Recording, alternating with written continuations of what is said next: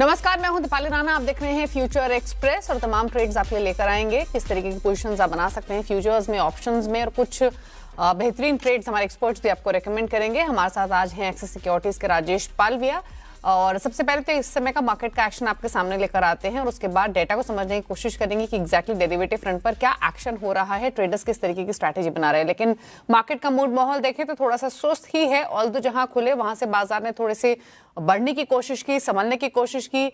Officially देखें तो दिन के ऊपरी स्तरों के आसपास ही इस समय निफ्टी कारोबार कर रहा है। ऑल्दो जो तेजी है वो सिर्फ 1/4% के आसपास के। एक बार बैंक निफ्टी दिखाते हैं और साथ ही दिखाते हैं मिड कैप स्मॉल कैप्स का हाल भी। बैंक निफ्टी भी लैकलस्टर ही है, फ्लैट है, नेगेटिव बाय साथ ट्रेड कर रहा है, लेकिन बहुत ज्यादा एक्शन नहीं है। सिमिलर प्राइस मूवमेंट आपको मिड कैप्स में देखने को मिल रहा है। एक रेंज में ट्रेडिंग होते हुए दिखाई दे रही है, लेकिन हरे निशान में स्मॉल कैप्स में थोड़ा दबाव देखने को मिल रहा है। तो अक्रॉस ऑल इंडाइसेस थोड़ा सा जो मूड माहौल है वो लैकलस्टर ही है। एनएससी स्टैट्स आप देखेंगे तो 1225 स्टॉक्स ही हैं जो कि बढ़कर ट्रेड कर रहे हैं। 1601 स्टॉक्स जो कि गिरावट के साथ कर रहे हैं कारोबार आज के सेशन में। अब फटाफट से लेकर आते हैं एक बार सेक्टोरल हीट मैप, किस तरीके का रुझान देखने को मिल रहा है, और उसके बाद डेटा की तरफ भी करेंगे रुख। अगर आप सेक्टर स्पेसिफिक एक्शन देखेंगे आज के कारोबार में तो सिर्फ आईटी और ऑटोज ही हैं जो कि आपको हरे निशान में दिखाई दे रहे हैं। आईटी तो खैर आज का स्टार ऑफ द डे है। आउट परफॉर्मेंस काफी जबरदस्त, क्योंकि तेजी थोड़ी बहुत नहीं है, 0.3% ऊपर निफ्टी का आईटी इंडेक्स कारोबार कर रहा है।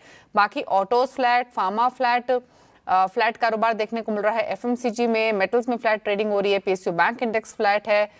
थोड़ा बहुत प्रेशर कहीं देखने को मिल रहा है तो वो डिफेंस में देखने को मिल रहा है और रियल्टी में देखने को मिल रहा है। थोड़ा बहुत कैपिटल गुड्स में भी प्रेशर देखने को मिल रहा है क्लियरली, लेकिन आईटी आज का स्ट्रॉन्ग मूवर आज के सेशन में क्लियरली विजिबल है।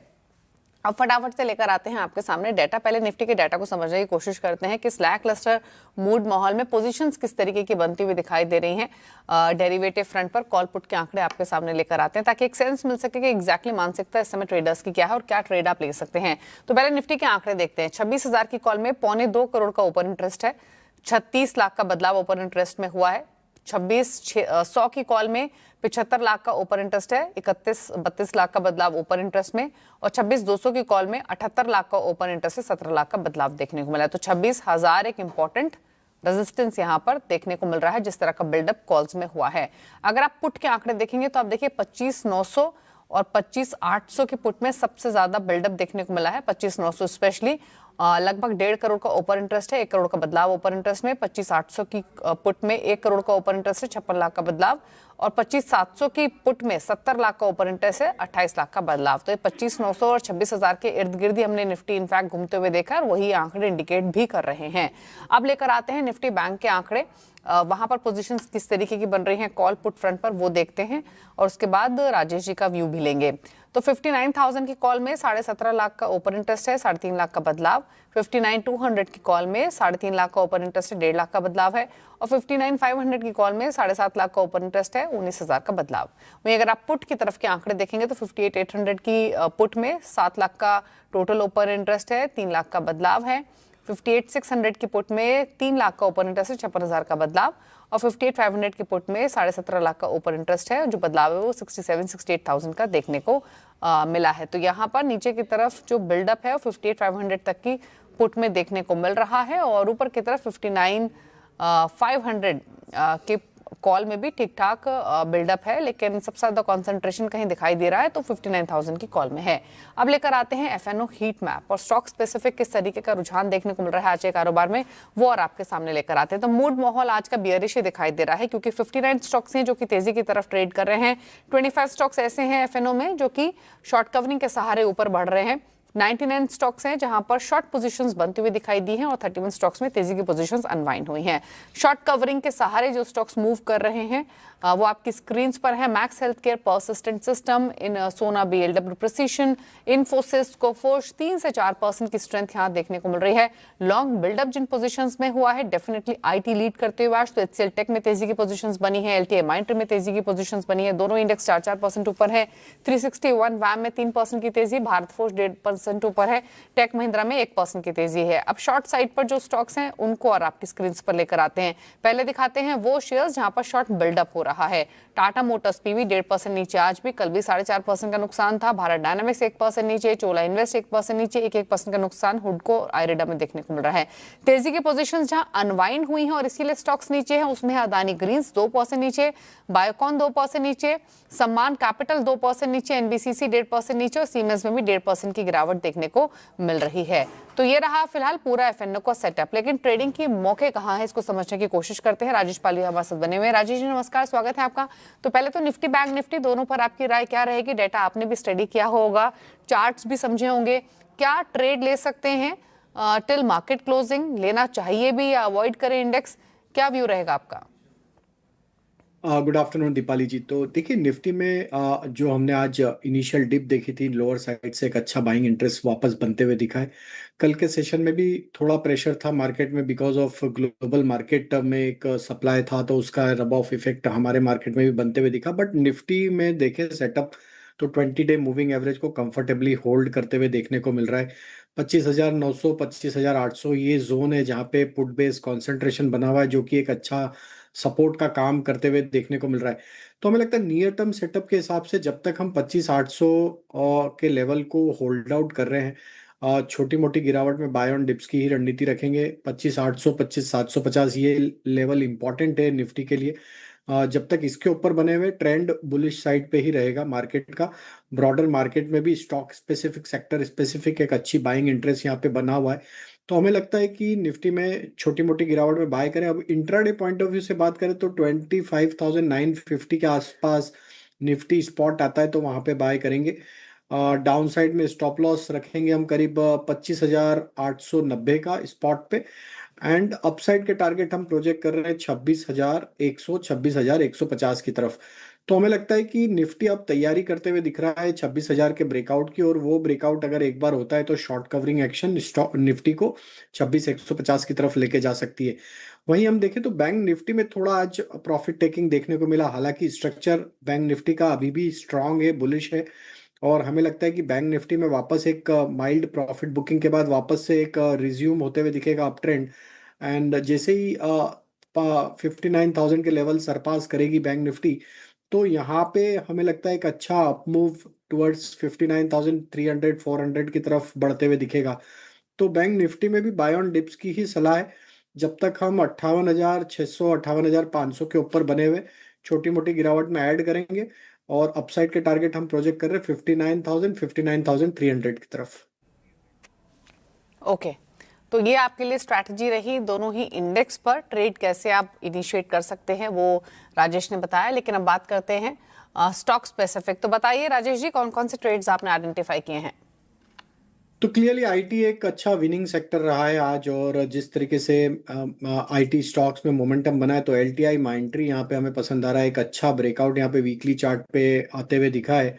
अगर हम इसके मंथली चार्ट भी देखें तो एक फॉलिंग ट्रेंड लाइन का ब्रेकआउट ऑलरेडी प्रीवियस मंथ में आते हुए दिखा है, जो कि एक साइन है ट्रेंड रिवर्सल का। और ये हमें लगता है कि अब एलटीआई माइंट्री अगर 5,900 के ऊपर बना रहा, तो इसके नेक्स्ट टारगेट पोजिशनली 6,300 6,400 की तरफ भी बन सकते हैं। But trading point of view से हम यहाँ पे टारगेट जो प्रोजेक्ट कर रहे हैं वो आना चाहिए करीब 6,100 150 की तरफ। On the down side stop loss रखेंगे करीब 59,040 के आसपास।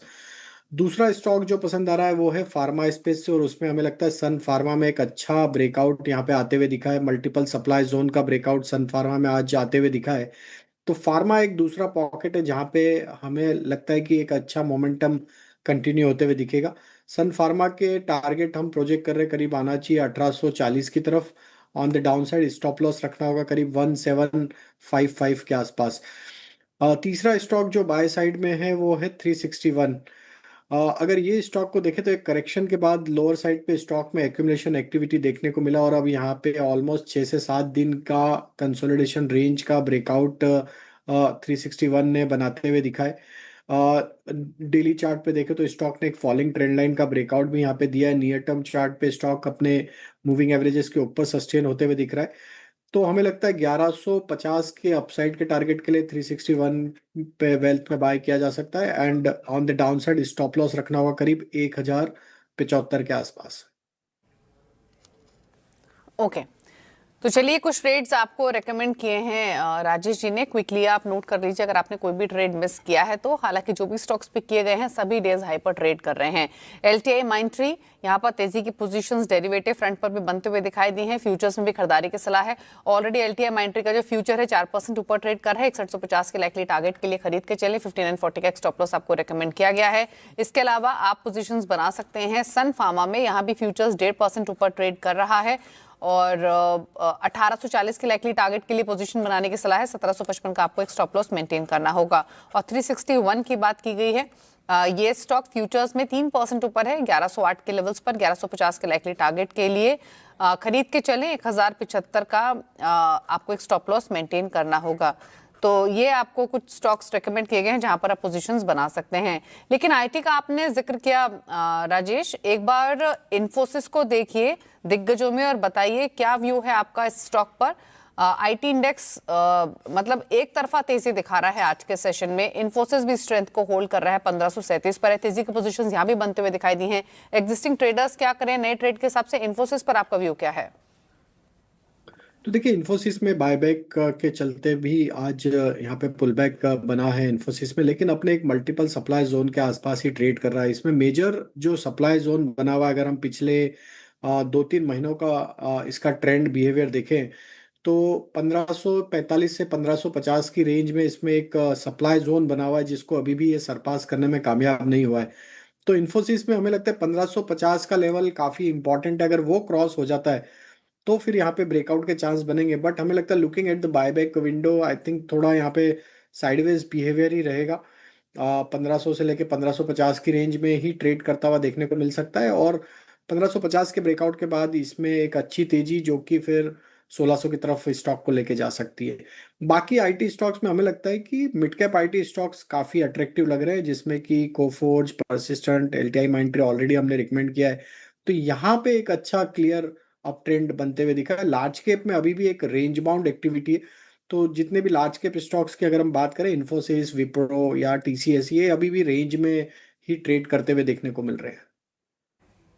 मिड कैप आईटी में एक्शन ज्यादा है। परसिस्टेंट का जिक्र किया राजेश जी ने। आप परसिस्टेंट के साथ देखिए एम्फोसिस को, कोफोर्ज को, साइंट को, किस तरीके का स्ट्रॉन्ग मूव इन सभी शेयर्स में देखने को मिल रहा है। दिन के ऊपरी स्तरों पर परसिस्टेंट ट्रेड कर रहा है। एम्फोसिस डेज हाई पर है, 2.25% की तेजी यहाँ भी देखने को मिल रही है।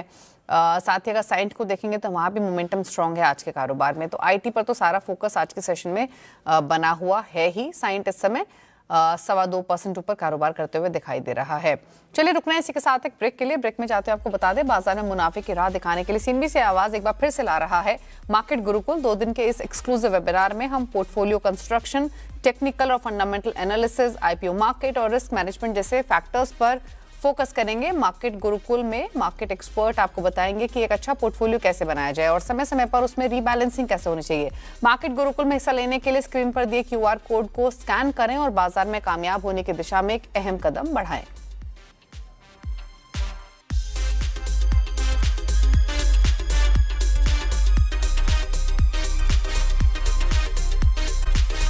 के बाद आपका स्वागत है। आप देख रहे हैं फ्यूचर एक्सप्रेस और अब बात करते हैं पावर ग्रिड से झटके के बाद जो केईसी इंटरनेशनल में गिरावट देखने को मिली है उसकी क्या वजह है, क्यों ये रिएक्शन देखने को मिला है और क्यों केईसी आज बना है एक्सीडेंट ऑफ द डे।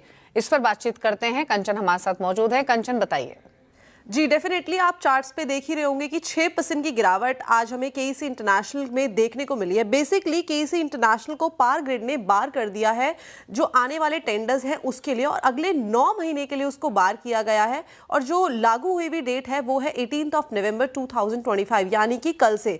उनका मानना ये है कि जो कॉन्ट्रैक्चुअल वायलेशन है वो हमें देखने को मिले हैं, जिसके चलते आगे के जो कॉन्ट्रैक्ट्स है वो नहीं दिए जाएंगे। साथ ही साथ केईसी का इसके ऊपर बयान आया है। उन्होंने बोला है कि हमारी इस टाइम पे जो ऑर्डर बुक है वो काफी ज्यादा रोबस्ट है। एक बार मैं चार्ट्स आपकी स्क्रीन पे लेके आती हूँ जिससे आपको और भी ज्यादा जो क्लैरिटी है वो आती हुई दिखाई देगी। इस टाइम पे अगर इनकी टेंडर पाइपलाइन देखें तो वो करीब करीब 1.80 लाख करोड़ की है। ट्रांसमिशन एंड डिस्ट्रीब्यूशन की पाइपलाइन देखी जाए तो 65,000 करोड़ की है। वहीं अगर डोमेस्टिक पाइपलाइन देखी जाए तो 25,000 करोड़ की है। एक बात आपको काफी ज्यादा इंपॉर्टेंटली ध्यान में रखनी होगी कि जो केईसी इंटरनेशनल है उसके लिए जो पावर ग्रिड है एज अ डोमेस्टिक क्लाइंट वो काफी ज्यादा इंपॉर्टेंट है। वहां से कोई झटका लगता है तो इसका जो ट्रांसमिशन एंड डिस्ट्रीब्यूशन का सेगमेंट है डोमेस्टिकली, यहाँ पे एक इंपैक्ट आता हुआ दिखाई दे सकता है। और इसके बाद जो इन्होंने अपना बोला था कि ऑर्डर बुक है, वहां पे भी एक इंपैक्ट हमें आता हुआ दिखाई दे सकता है। और अगर ऑर्डर बुक में इंपैक्ट आता है तो जो इन्होंने फिस्कल ईयर 26 के लिए अपनी गाइडेंस दी है 30,000 करोड़ की, तो वहां पे भी एक इंपैक्ट जो है वो हमें देखने को मिल सकता है। तो ये पूरी की पूरी एक साइकिल है और इस साइकिल को मार्केट ने एंटिसिपेट कर लिया है, जिसके बाद 6% की गिरावट है। केईसी इंटरनेशनल 6% के नुकसान के साथ ट्रेड करते हुए, और फैक्टर्स क्या रहे हैं जिसके कारण ये नुकसान देखने को मिला है वो डिटेल्स बताई कंचन ने। एक व्यू भी ले लेते हैं। केईसी इंटरनेशनल हालांकि जहां खुला उन्हीं लेवल्स पर है, बिल्कुल फ्लैट ट्रेड कर रहा है गैप डाउन ओपनिंग के बाद। चार्ट्स क्या इंडिकेट कर रहे हैं राजेश? तो दीपाली जी देखिए, चार्ट पे तो वीकनेस यहाँ पे बनते हुए दिखी है। स्टॉक अपने सारे near term short term moving averages के नीचे फिसलते हुए दिख रहा है। हालांकि आज की गिरावट के बाद स्टॉक अपने क्रूशियल सपोर्ट के आसपास अब ट्रेड कर रहा है। 700 से लेके 690 इसके क्रूशियल सपोर्ट होंगे इस गिरावट के। अगर ये डिफेंड करने में कामयाब होता है तो थोड़ा यहाँ पे स्टेबल होते हुए दिखेगा। अदरवाइज 690 का अगर ब्रेकडाउन होता है तो स्टॉक में फिर गिरावट फर्दर बढ़ सकती है और देन स्टॉक नीचे में 660 650 की तरफ भी फिसल सकता है। ऑन द हायर साइड 780 इसके लिए मेजर सप्लाई जोन रहेगा, कोई भी छोटी मोटी पुल बैक एक्शन में। ओके, चलिए रुक रहे हैं इसी के साथ एक ब्रेक के लिए। वापस लौटेंगे तो बताएंगे आज का सस्ता ऑप्शन। जब वापस आते हैं देख रहे हैं फ्यूचर एक्सप्रेस। राजेश पालवे हमारे साथ बने हुए हैं। अब यहाँ से सीधे रुक करते हैं आज के सस्ते ऑप्शन का। राजेश जी बताइए आज का सस्ता ऑप्शन। तो दीपाली जी यहाँ पे बैंकिंग स्पेस पे फोकस है और उसमें हमें लगता है पीएसयू बैंकिंग बास्केट में एक अच्छा मूव अनफोल्ड होते हुए दिख सकता है। बैंक ऑफ बड़ौदा हमारे यहाँ पे रडार पे है। बैंक ऑफ बड़ौदा में एक माइल्ड प्रॉफिट बुकिंग के बाद आज वापस एक अच्छा बाइंग इंटरेस्ट लौटते हुए दिखा है और हमें लगता है जिस तरीके के फॉर्मेशन बन रहे हैं ये स्टॉक करीब 300 की तरफ बढ़ते हुए दिख सकता है। तो यहाँ पे 290 की स्ट्राइक का call option at the money का ही बाय करने की सलाह है। जो कि ट्रेड कर रहा है करीब 4 रुपये 70 पैसे के आसपास, यहाँ पे बाय करना है। अपसाइड के टारगेट इस कॉल ऑप्शन के एक्सपेक्ट कर रहे हैं करीब 8 रुपये से 9 रुपये की तरफ। On the down side stop loss जो रखना होगा वो करीब होगा 2 रुपये 50 पैसे के आसपास। तो हमें लगता है बैंक ऑफ बड़ौदा एक अच्छा अपमूव यहाँ पे कंटिन्यू करते हुए दिखेगा पीएसयू बैंकिंग बास्केट से। ओके, तो बैंक ऑफ बड़ौदा इनफैक्ट दिन के ऊपरी स्तरों पर ट्रेड कर भी रहा है। स्पॉट में 3 रुपए ऊपर है, 1.25% की मजबूती है, लेकिन ऑप्शंस के जरिए यहाँ पर तेजी का ट्रेड आप इनिशिएट कर सकते हैं 291 स्पॉट में। और इस समय अगर आप 290 का कॉल ऑप्शन देखेंगे तो 4 रुपये 85 पैसे पर ट्रेड कर रहा है। 8 या 9 रुपए के लाइकली टारगेट के लिए खरीद के चले, 2.5 रुपए का स्टॉप लॉस आपको मेंटेन करना होगा। तो ये रहा आज का सस्ता ऑप्शन जो कि 290 का कॉल ऑप्शन खरीदने की सलाह दी गई है बैंक ऑफ बड़ौदा की 5 रुपए के आसपास ट्रेड करते हुए। शुक्रिया राजेश जी आने के लिए शो में और सभी ट्रेड्स रेकमेंड करने के लिए। इसी के साथ फ्यूचर एक्सप्रेस पे तो इतना ही। ब्रेक के उस पार भी खबरें जारी हैं CNBC आवाज पर। नमस्कार।